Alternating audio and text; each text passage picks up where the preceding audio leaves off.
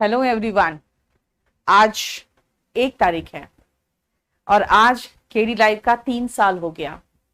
तो आज रात को 9 बजे केडी लाइव का बर्थडे सेलिब्रेशन होगा यूट्यूब पे। और आज आपको जो भी कोर्स लोगे आपको आज वही डिस्काउंट मिल रहा है जो किसी फेस्टिवल में मिलता है, यानी 55% डिस्काउंट। देखो, आज 3rd एनिवर्सरी है केडी लाइव का और मेरा एक बैच आ रहा है बेटा 16 मई से ऑफलाइन। ये भी मैं दिखाना चाह रही थी आपको। और कहाँ तुम लोग इतना हड़बड़ हड़बड़, मैडम का लगता है पैर का दर्द आज फिर से बढ़ गया।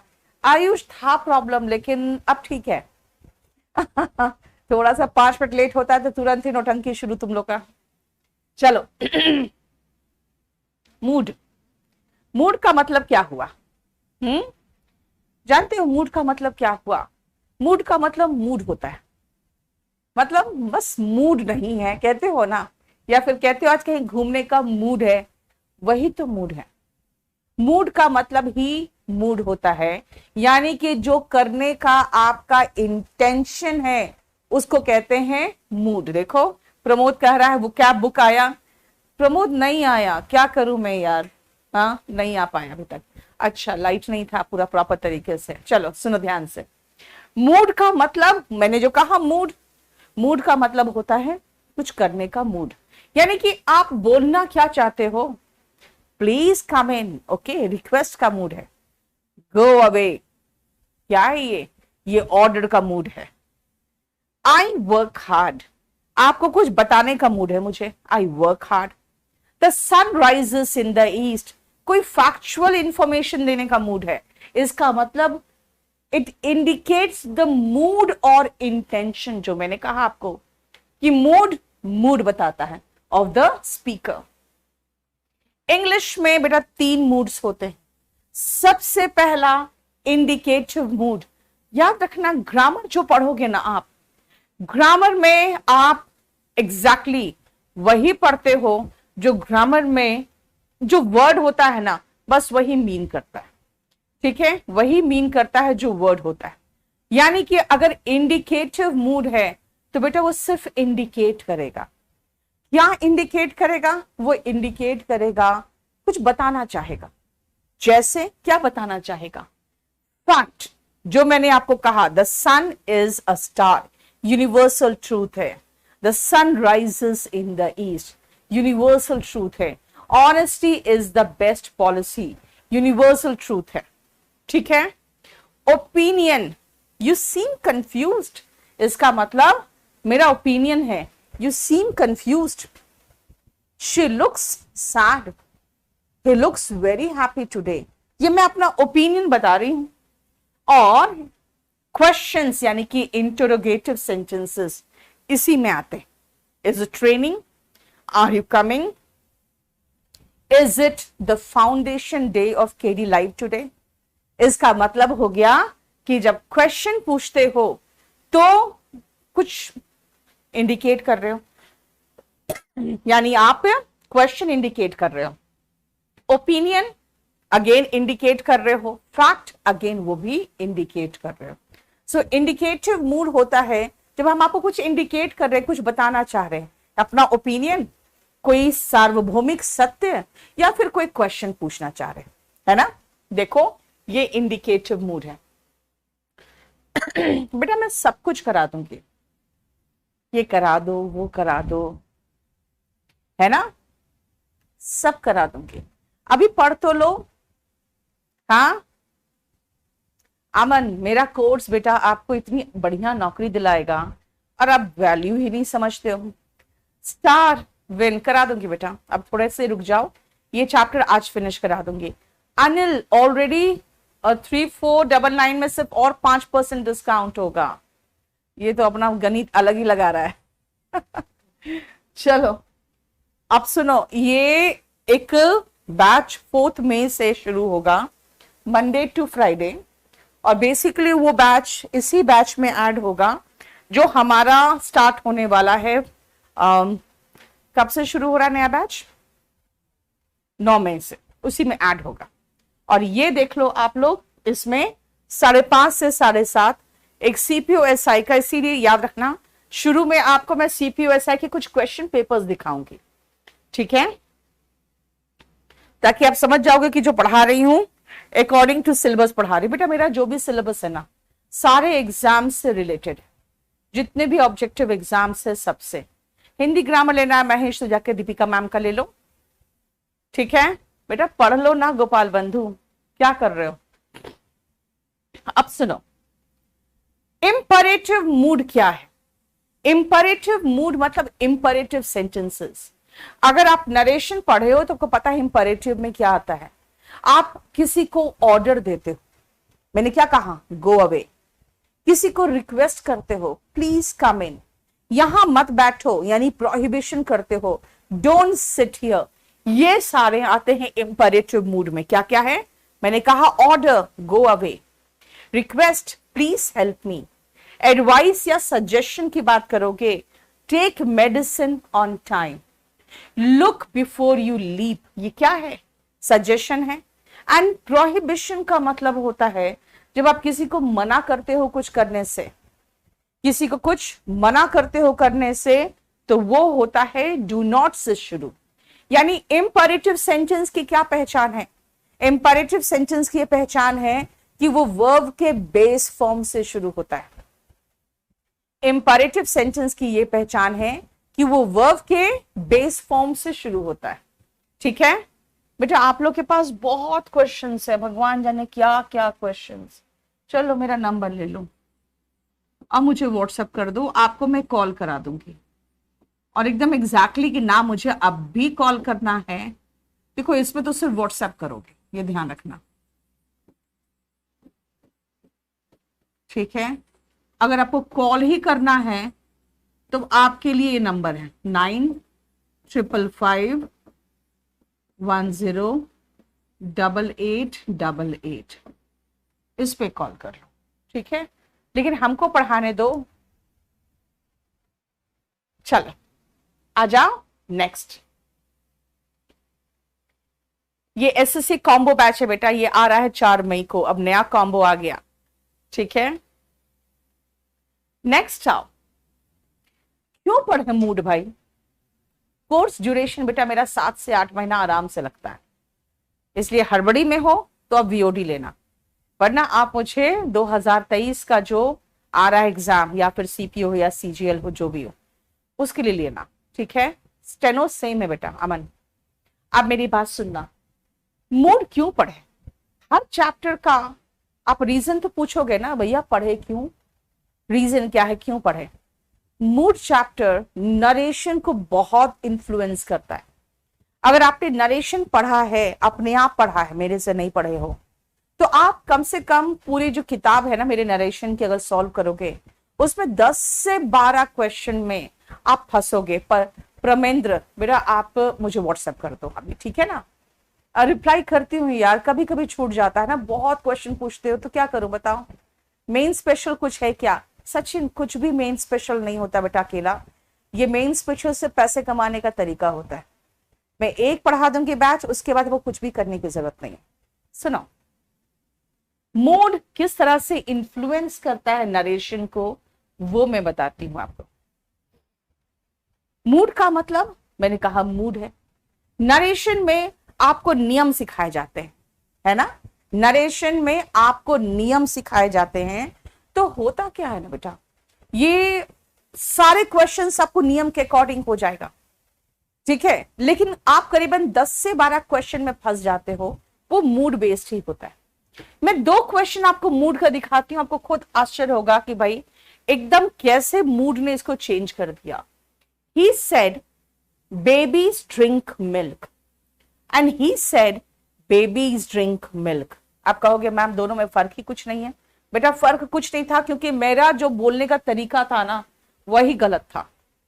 जहां मेरा बोलने का तरीका गलत था, यहां पे गलत था।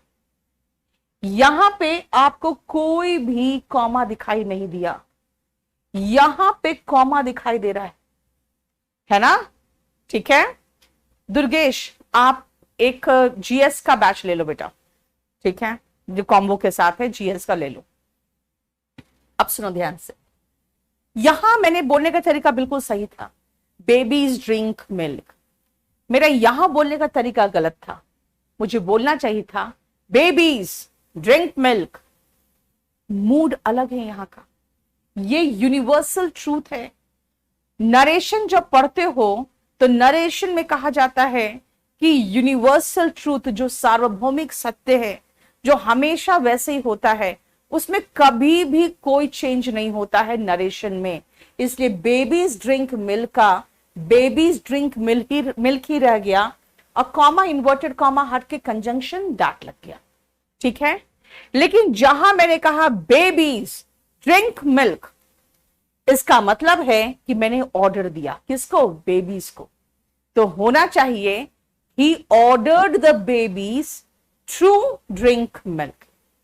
ही ऑर्डर्ड किसको? The babies. ये इंपरेटिव सेंटेंस बन गया, इसलिए कंजंक्शन टू है ड्रिंक मिल्क। आया समझ में? यस बेटा, बैंकिंग के लिए भी एक बैच है प्रवीण, उसमें मैं पूरा कब कंप्लीट कराऊंगी जैसे करा रही हूं, और उसमें प्रवीण सर पूरा पीओ का पेपर्स डिस्कस कराएंगे। क्योंकि बैंकिंग में जानते हो बेटा अलग से कुछ इंग्लिश होती नहीं है, बैंकिंग में मोर और लेस आपको सिर्फ प्रैक्टिस है जो बचाएगा। शंकर, हाँ गुड़गांव में हमारा ब्रांच है, आ जाना वहां पे, गुड़गांव में हमारा ब्रांच है। आप गूगल से सर्च करके देख लो, एड्रेस वगैरह पूरा कंप्लीट। ठीक है, चलो देखो, यानी here just a comma has change the mood off the sentence. सिर्फ एक कॉमा ने बताया कि भैया ये यूनिवर्सल ट्रूथ नहीं है, बल्कि ये ऑर्डर है किसको? बंदा ऑर्डर कर रहा है बेबीज को टू ड्रिंक मिल्क।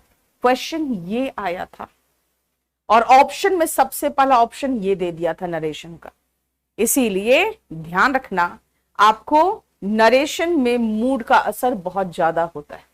ठीक है, मेरा इंग्लिश स्पेशल 29 आ रहा है 9 मई को 5:30 बजे।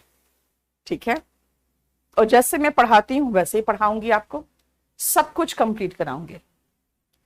सबजंक्टिव मूड अब आती हूं बेटा। अभी तक मैंने आपको क्या पढ़ाया? 2 तरह के मूड पढ़ा दिए।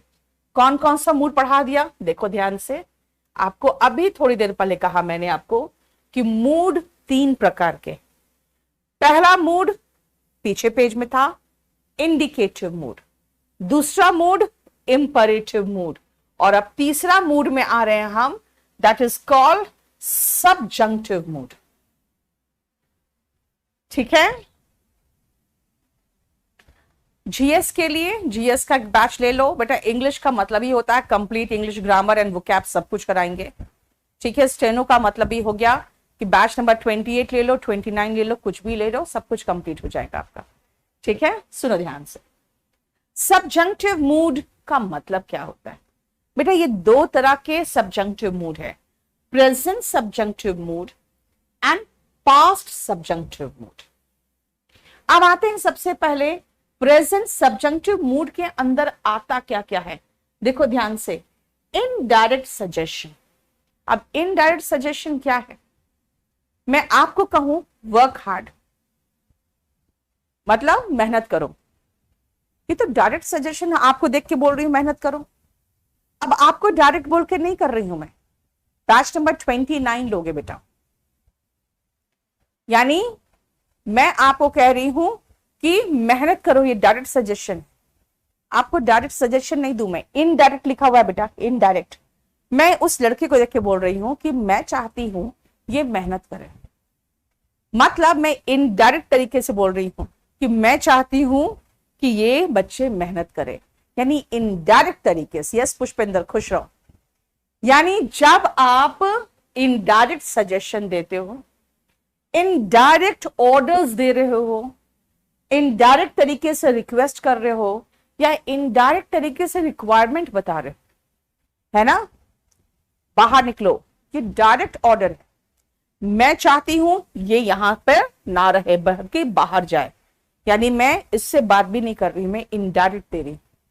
This means present subjunctive mood indirect way में सजेशन यानी सलाह, ऑर्डर यानी आदेश, रिक्वेस्ट यानी कि निवेदन, रिक्वायरमेंट्स यानी कि ये जरूरी है बताने के लिए हम इस्तेमाल करते हैं। अब आओ past subjunctive mood. Past subjunctive mood बेटा टोटल अनरियलिस्टिक यानी जो रियल हो ही नहीं सकता है, वो इमेजिनेशंस एंड इम्प्रोबेबिलिटीज बताता है। यानी एकदम इमेजिनेशन है ही नहीं वो, है ना। जैसे आप कर चुके हो, काश में पंछी होता, है ना। अब कुछ लड़कों को पंछी याद आ जाएगी। ऑफ कोर्स बेटा सबका पीडीएफ वगैरह सब कुछ मिलता है, और पीसीएस मतलब जो भी एग्जाम में बेटा इंग्लिश ऑब्जेक्टिव आता है उसके लिए बिल्कुल वो सही, ठीक है। देखो ऋषिकेश कह रहा है मैम आपका your mood off teaching is very good. Yes, क्योंकि मैं मूड में हूं आज, देखो, है ना। जब आपको कोई प्रॉब्लम नहीं होता है तो मैं मूड में पढ़ाती हूँ, क्योंकि पढ़ाना मेरे लिए जानते हो बिल्कुल पूजा करने के बराबर है। मैं बहुत मूड में पढ़ाती हूँ, और जब कभी प्रॉब्लम होता है, तबीयत ठीक नहीं या कुछ नहीं, आज तो संडे है ना, आज तो जबरदस्त तरीके से मैंने सुबह से रेस्ट किया, तो इसीलिए आज एकदम बड़े मूड में पढ़ा रही हूं मैं। चलो देखो ध्यान से, past subjunctive mood and present subjunctive mood. अब आते हैं सब्जंक्टिव मूड में बकई होता क्या है ना। तो सब्जंक्टिव मूड में चलते हैं बेटा। कुछ लोग कह रहे हैं जीएस कैसे करें, कुछ कह रहे हैं मैथ्स कैसे करें। ये कर लो ना बैच नंबर 27, इसमें आपको रीजनिंग, मैथ्स, इंग्लिश, जीएस सब है अलग अलग भी, और सारा एक साथ लोगे तो आपको जीएस फ्री में हो जाएगा, और 5499। हाँ, अब एक को देवरूपा याद आ गई बेटा। तुम लोग को पंछी, देवरूपा यही तब सब याद रहता है नहीं? हाँ बेटा, जेरेंट के क्वेश्चंस आपको चैप्टर में मिल जाएंगे। अब आओ, सबसे पहले प्रेजेंट सब्जंक्टिव मूड क्यों नहीं पढ़ा रही हूं मैं, पहले पास्ट सब्जंक्टिव मूड क्यों पढ़ा रही हूं? इसलिए करा रही हूं पास्ट सब्जंक्टिव मूड, क्योंकि पास्ट सब्जंक्टिव मूड ज्यादा आसान है, और ये हम दूसरे चैप्टर में ऑलरेडी पढ़ चुके होते। ठीक है, आजा। पास्ट सब्जंक्टिव मूड होता क्या है? अभी कहा मैंने प्रेजेंट इमेजिनेशन बताता है बेटा। प्रेजेंट इमेजिनेशन में वर्ब का सेकेंड फॉर्म आता है। किस टॉपिक से स्टार्ट होगा? बेटा 28 नंबर बैच टेंस से शुरू हुआ है, और 29 नंबर बैच जो है वो नाउन से शुरू होगा, नाउन से। ठीक है, thank you so much. GS special batch में पढ़ के मॉक टेस्ट में बहुत अच्छा स्कोर कर रहे हो, यूपीएससी के पीटी में, थैंक यू। हम लोग यूपीएससी प्री तक लेके जाते हैं बेटा, आराम से स्कोर होगा फिर आपका पीसीएस वगैरह सब में। पास्ट सब्जंक्टिव मूड में हम वर्ब का सेकेंड फॉर्म लगाते हैं। बस खाली एक याद रखना बेटा, वॉस नहीं, वॉस का इस्तेमाल नहीं करोगे, बाकी जो मर्जी वर्ब का सेकेंड फॉर्म इस्तेमाल करो। चलो अब आप जल्दी से फटाफट ब्रैकेट में जो वर्ब दिया है वो देखो, और जो इंस्ट्रक्शन दिया वो देखो, बनाओ तो।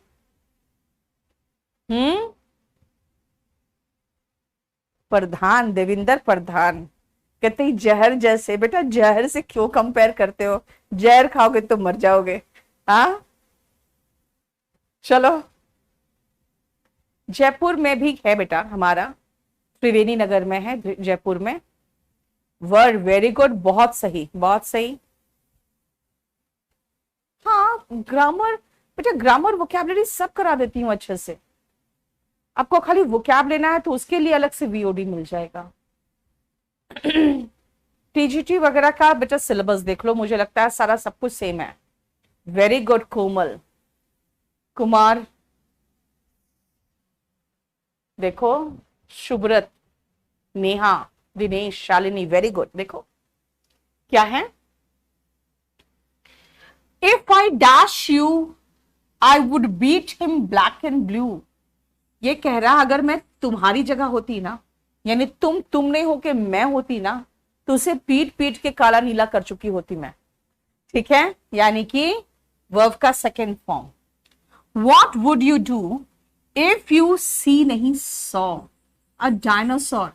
मान लो तुम डायनासोर देख लो तो क्या करोगे, यानी कि फ्यूचर की बात है। अगर हम प्रेजेंट की बात करें तो कंडीशनल सेंटेंस याद रखना, यहां पे सब्जेक्ट के साथ अगर वर्ब का सेकंड फॉर्म है तो आगे वुड प्लस वर्ब का बेस फॉर्म है। यानी अगर हमें वुड प्लस वर्ब का बेस फॉर्म दिख रहा है तो हमें पता होना ये चाहिए कि सब्जेक्ट के साथ वर्ब का हम सेकंड फॉर्म लगा रहे हैं।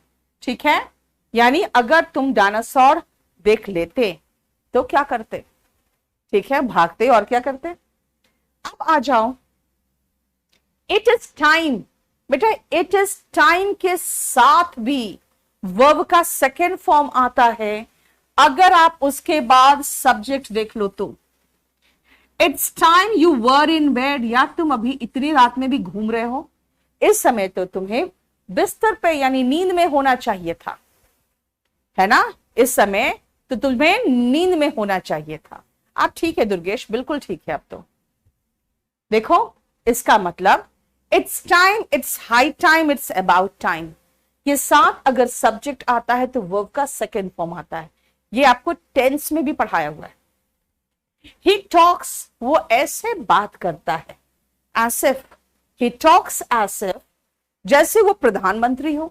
भाई प्रधानमंत्री तो है नहीं, जैसे वो प्रधानमंत्री हो, as if he were the prime minister। सब प्रेजेंट इमेजिनेशन है।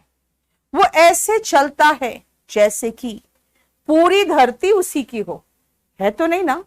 वो ऐसे बताता है जैसे पूरी धरती ही उसकी हो, बिलोंग्ड टू हिम। वो ऐसे चलता है जैसे पूरी धरती उसी की हो। वो ऐसे बात करता है जैसे कि वो प्राइम मिनिस्टर हो। आया समझ में? देखो क्लियर? पक्का? ये हमारा पास्ट सब्जंक्टिव मूड के क्वेश्चंस थे, और पास्ट सब्जंक्टिव मूड के क्वेश्चंस आपसे आराम से होंगे। क्यों? क्योंकि आपको पता होना चाहिए कि ये टेंस में भी पढ़ा था, है ना? कमर, कुमार, श्यामल सब बनेगा बेटा। ठीक है, एक बार कोर्स खत्म कर लोगे तो कॉन्फिडेंटली बनाओगे। इंग्लिश मीडियम वाले भी क्या करते हैं ना, तुक्का मारते, ये ऐसे हो सकता है। प्रमेंद्र, मैं शुरू करूंगी बेटा अब 9 तारीख से noun, noun, pronoun, adjective, adverb, conjunction, article, preposition, इस ऑर्डर में चलेगा। ठीक है, अब आओ स्पोकन इंग्लिश बेटा एक आ रहा है मेरा 16 मई को, और इसका टाइम शायद बेसिक का जो पोर्शन है उसको मैं 4 बजे कंप्लीट कराऊंगी, और इंटरमीडिएट और एडवांस जो होगा वो 7 बजे से होगा। ठीक है, इसका 2 टाइमिंग रहेगा, याद रखना। लेकिन एक बार समय निकाल के पढ़ लो, फिर इंग्लिश बोल लोगे, क्योंकि मैं जानती हूं मैं कैसे पढ़ाती हूं। अब मुझे पता है मैं किसको पढ़ा रही हूं, है ना? तुम लोग आराम से बोल लेते हो। एस मनीष 16 नंबर बैच से हो, पढ़ लिया ना तुम लोगों ने अच्छे से? अब अच्छे से पढ़ाई करो। नहीं बेटा 9 नहीं है दिव्यांशु, 29 है न्यू बैच।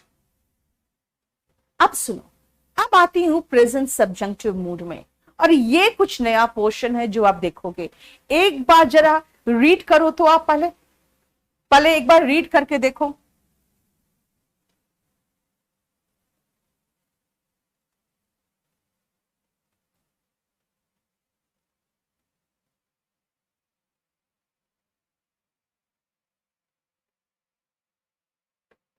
देख लिया? अब सुनो, प्रेजेंट सब्जंक्टिव मूड है क्या? अभी मैंने कहा था ये इनडायरेक्ट वे में है ना? Yes Ayush, yes, indirect way में ये कोई सजेशन देता है, कोई ऑर्डर, इनडायरेक्ट तरीके से, डायरेक्ट नहीं, इनडायरेक्ट। ठीक है, जैसे मैं आपको बता रही हूं, देखो बेटा ये सिविल केस है, इसमें जरूरी नहीं है कि वो प्रेजेंट रहे। एक तो डायरेक्ट मैं कहूंगी कि आपको प्रेजेंट रहने की जरूरत नहीं है। दूसरे तरीके से मैं दूसरे को कहूंगी कि देखो ये सिविल केस है, इसमें इस व्यक्ति को रहना जरूरी नहीं। रिक्वायरमेंट बताया ना, है ना? तो देखो ध्यान से, मैं ये नहीं कह रही हूं कि ये सिविल केस है, इसमें ये जरूरी नहीं कि ये प्रेजेंट, क्या ही इज प्रेजेंट का मतलब तो है कि वो प्रेजेंट रहता है या वो प्रेजेंट है। वो प्रेजेंट है नहीं बोलना चाह रही हूं मैं, वो प्रेजेंट रहे, ही रहे। ही इज प्रेजेंट का मतलब क्या है? बेटा तुम्हें तो गुरप्रीत मैम की याद आ रही है, और मैं यहां पढ़ा रही हूं, तुम्हें मैं दिखती नहीं हूं यार। मतलब इतना खराब से इंसल्ट करोगे?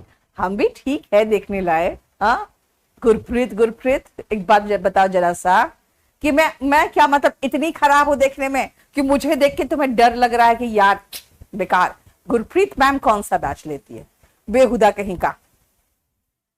हाँ दुर्गेश को देखो, गुरप्रीत मैम का बैच कैसे ले, जगह जगह केडी लाइव में देखो गुरप्रीत मैम किस बैच में है।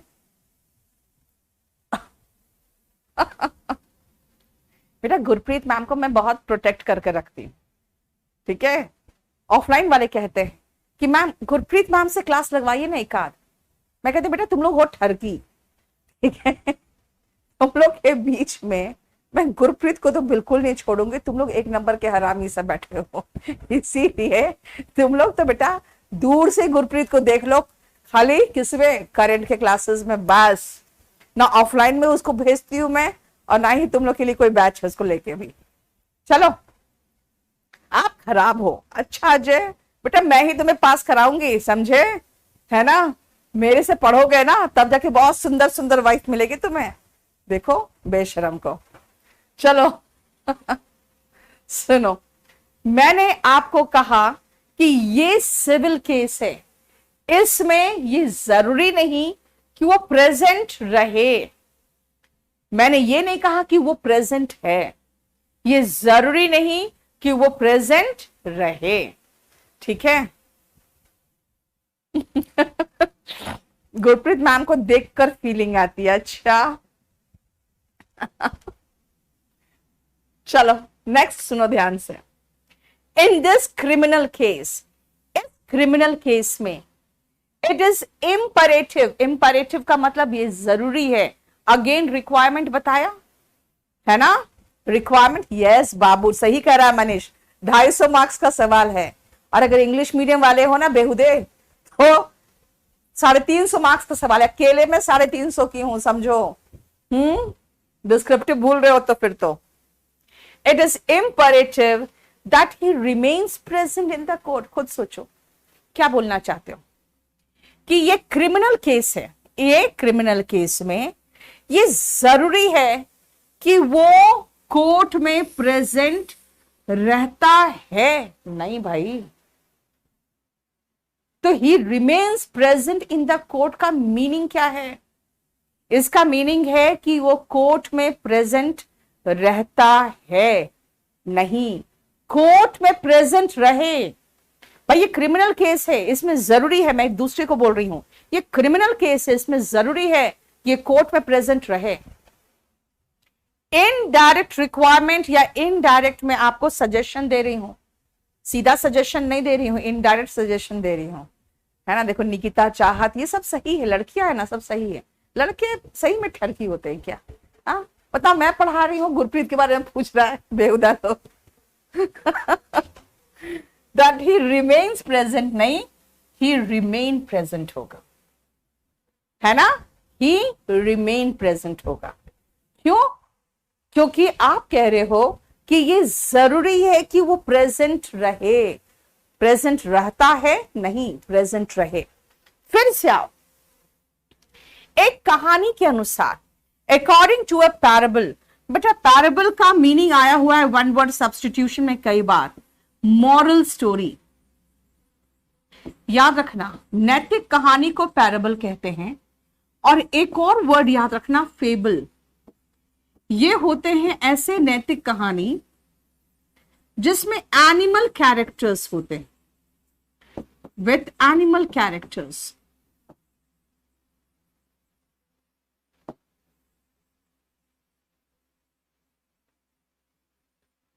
ठीक है, जैसे कछुआ खरगोश की कहानी हो गया, है ना। यानी एक पैराबल के अनुसार सावित्री ने यह प्रार्थना की थी भगवान को कि उनका हस्बैंड वापस जिंदा हो जाता है, नहीं, जिंदा हो जाए, है ना, यानी जिंदा हो जाए। अगर मैं कहूं हर हस्बैंड, आपको बताती हूं क्या प्रॉब्लम है। जो टेंस पढ़े होते हैं वो कहते हैं मैम ने सिखाया है कि वर्ब का सेकेंड फॉर्म है तो आगे भी वर्ब का सेकेंड फॉर्म आएगा, वो बी का सेकेंड फॉर्म वॉज कर देते। बेटा हर husband was brought back to life का मतलब तो ये हुआ कि उनके हस्बैंड को जिंदा कर दिया गया।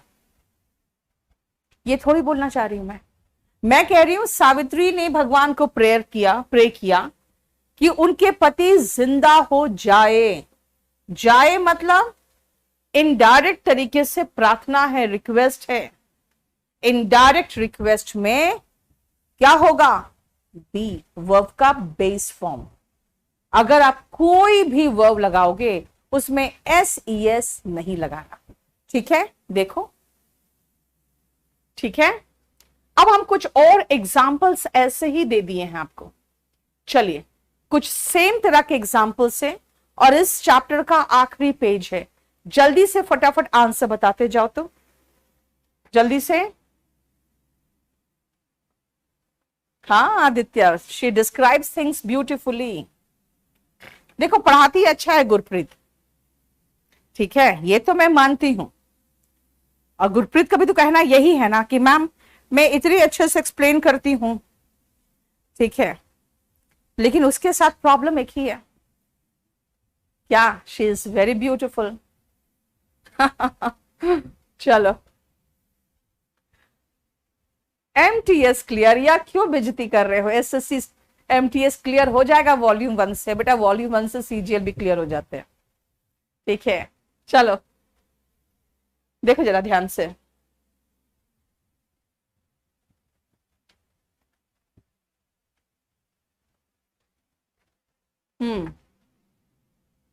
जल्दी 4th से लेके 12th तक देखो तो।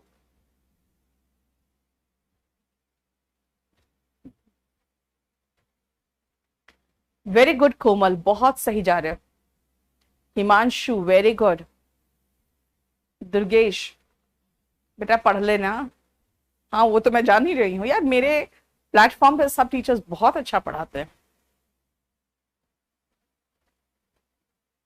यस कोमल, एक गलती कर रहे हो ना, 4th नंबर। हाँ वेरी गुड कोमल, बहुत सही, 6 नंबर है ना।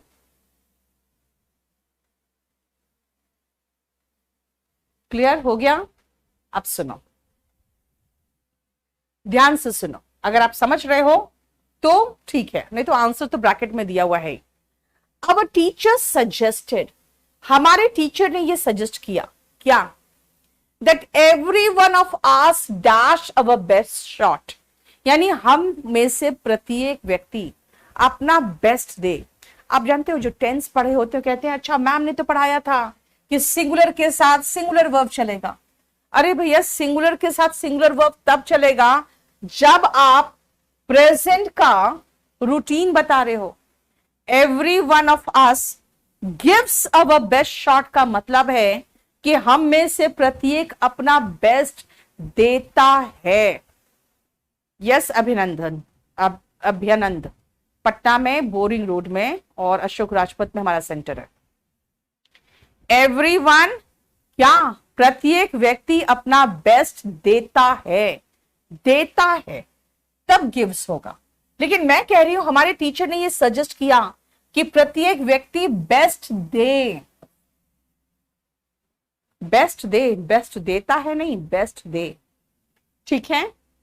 Cabin crew advised, cabin crew ने ये सलाह दी दैट एवरी पैसेंजर, जैसे बच्चा एवरी पैसेंजर देखता है, सीधा आप फैशन में फास्टन नहीं बोलते बेटा, टी यहां साइलेंट है, इसमें एस लगा देते हैं लोग। क्यों? क्योंकि कहते हैं ma'am singular subject singular verb. बेटा एवरी पैसेंजर में अगर आप एस लगा दोगे ना फैशंस में, तो इसका मतलब हो गया सभी पैसेंजर। प्रत्येक पैसेंजर अपना सीट बेल्ट बांध लेता है। बांध लेता है नहीं कहना चाह रही हूं मैं कह रही हूं बांध ले। यानी कोई भी सब्जेक्ट हो वर्ब का बेस फॉर्म चाहिए। कोई भी सब्जेक्ट हो वर्ब का बेस फॉर्म चाहिए। जानबूझकर वो क्या करेंगे आपको पता है? वो जानबूझकर आपको सिंगुलर सब्जेक्ट देंगे और सिंगुलर वर्ब दे देंगे, जबकि आपका सिंगुलर सब्जेक्ट के साथ भी वर्ब का बेस फॉर्म चाहिए। अब आइए, आई हैड रादर के बाद वर्ब का बेस फॉर्म आता है, लेकिन would have, would rather, had better, had sooner के साथ वर्ब का बेस फॉर्म आएगा। लेकिन अगर बीच में एक सब्जेक्ट दिख गया तो वर्ब का सेकंड फॉर्म आएगा, क्योंकि अगेन प्रेजेंट इमेजिनेशन है। हैड रादर के बाद वर्ब का बेस फॉर्म क्यों आता है? खुद सोच के बताओ। हैड रादर के बाद वर्ब का बेस फॉर्म इसलिए आता है क्योंकि वो इडियोमैटिक मॉडल्स है, और हर मॉडल के साथ वर्ब का बेस फॉर्म आता है। तो मैं ये सारा का सारा इसमें कंप्लीट करके खत्म कर दे रही हूं, है ना। देखो ये स्ट्रॉन्ग सजेशन दे रहा है कि मैं स्ट्रांगली सजेस्ट करती हूं कि वो बेहतर होता कि सच बोल दे। लेकिन वुड रादर के बाद ये वर्ब का बेस फॉर्म नहीं है, सेकेंड फॉर्म है, वॉस को छोड़कर, क्योंकि वो प्रेजेंट इमेजिनेशन कर रहा है। स्टाफ ने ये डिमांड किया क्या कि उनका दिवाली बोनस उन्हें दिया जाए। अगर मैं कहूंगी देखो ये वर्ब का सेकंड फॉर्म है, इसको वर्ब का सेकंड फॉर्म बना दो, तो पता क्या मतलब होगा? इसका मतलब होगा कि उन्हें दिवाली बोनस दे दिया गया। उन्हें दिवाली बोनस दे दिया गया ना, दे दिया गया नहीं है। स्टाफ ने ये डिमांड किया कि उन्हें दिवाली बोनस दिया जाए, दैट दे बी पेड। क्या है बेटा? इडियोमैटिक मॉडल्स आप मॉडल्स में करोगे। हैड रादर भी मॉडल है, इडियोमैटिक मॉडल, ठीक है। अब अगर मैं कहूं हे भगवान दुनिया को बचा लो, तो मैं कहूंगी God save the world. Saves the world नहीं बोलूंगी। अगर सेव्स द वर्ल्ड बोलूंगी ना तो इसका मतलब होगा कि दुनिया को भगवान बचाता है। बचाता है नहीं, देखो एक्सक्लेमेटरी मार्क है, मैं एक्सप्लेन कर रही हूं, हे भगवान पूरी दुनिया को बचा लो, है ना। यानी गॉड सेव द वर्ल्ड। और हर मॉडल के बाद वर्ब का बेस फॉर्म आता है। यानी आप दो तरीके से कह सकते हो। अगर मैं आपको आशीर्वाद दूं तो मैं दो तरीके से कह सकती हूं, God bless you, may God bless you.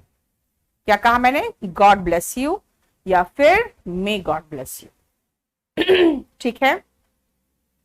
Long live the king, काफी दिन जिंदा रहो तुम, है ना। हम लोग लॉन्ग लिव द क्वीन गाते थे, इतना गाया हमने लॉन्ग लिव द क्वीन की वो बुढ़िया मर ही नहीं रही है।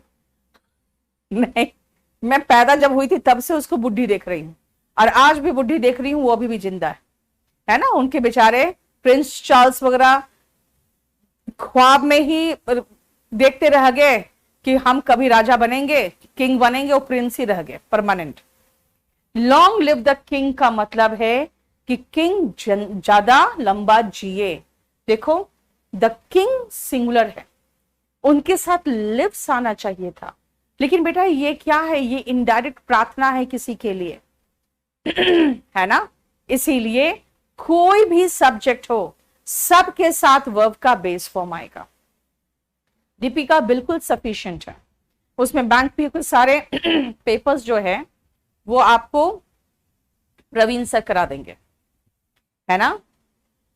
और अब मैं कह रही हूं ये जरूरी है, it is necessary that every border informs his parent, यानी कि पेरेंट्स कि जितने भी बोर्डिंग स्कूल में जितने भी बच्चे हैं सभी अपने पेरेंट्स को इन्फॉर्म करते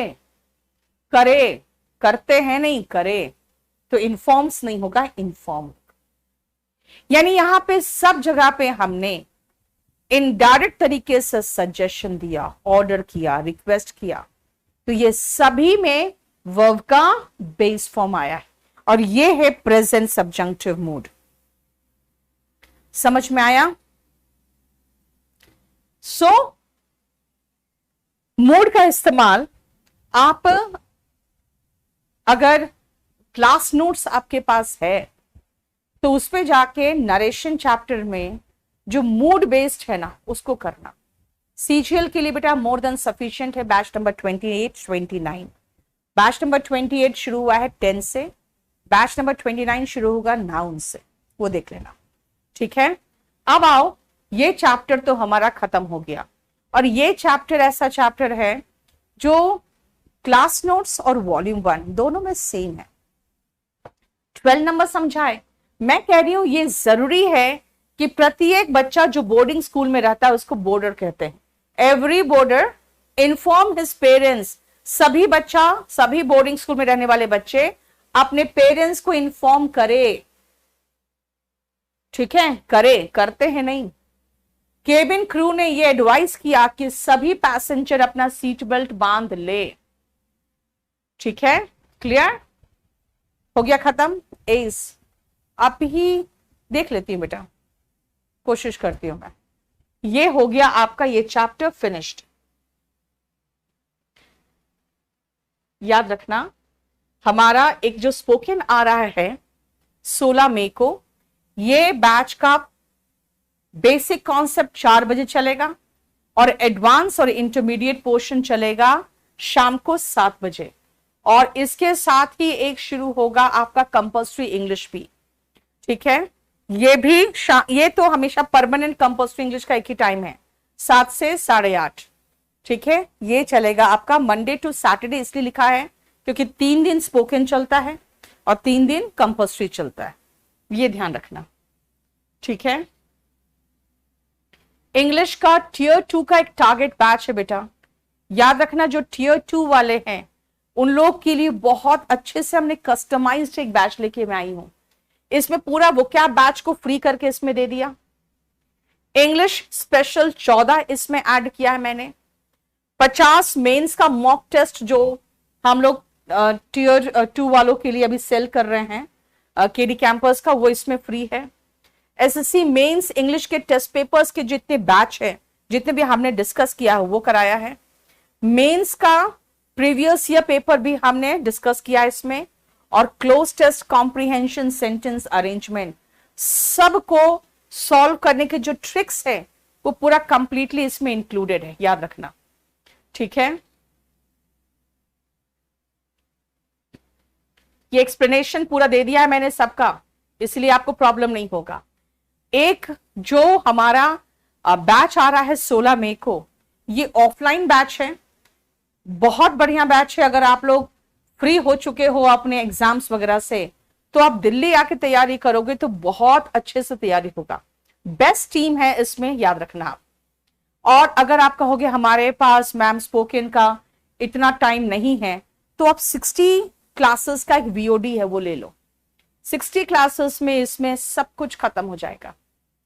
ठीक है, और जो लोग वॉल्यूम 1 पढ़ना चाहते हैं बेटा, इसमें 12-13 चैप्टर्स हो चुके हैं हमारे, अभी 34 चैप्टर्स है, वो धीरे धीरे मैं कंप्लीट करा दूंगी। इसमें वोकैबुलरी में पूरा स्पेशल बैच का वोकैबुलरी इंक्लूडेड है इसमें, प्लस जितने भी आपके वॉल्यूम 1 के वोकैब है वो भी सब कुछ इसी में इंक्लूड करके रख दिया है मैंने।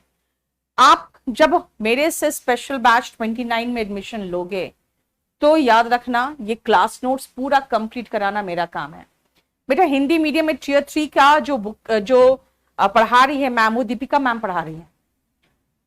ठीक है, अच्छे से तैयारी करा देंगे।